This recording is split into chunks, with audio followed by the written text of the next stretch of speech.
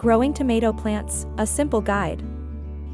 In the world of gardening, growing a tomato plant can be both rewarding and delightful. Let's explore how to do this. First, choose a sunny spot because tomato plants crave sunlight. At least 6 to 8 hours of direct sun is ideal.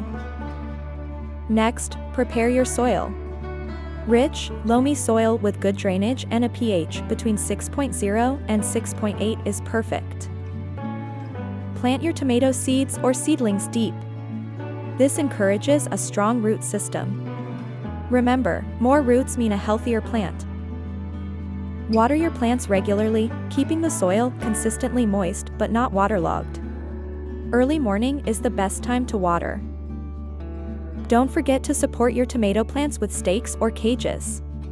This helps them grow upright and prevents diseases. Finally, as your tomatoes ripen, harvest them promptly. Enjoy the fruits of your labor in salads, sauces, or just fresh off the vine. With these steps, you're well on your way to growing a successful tomato plant. Gardening is a journey, enjoy every step.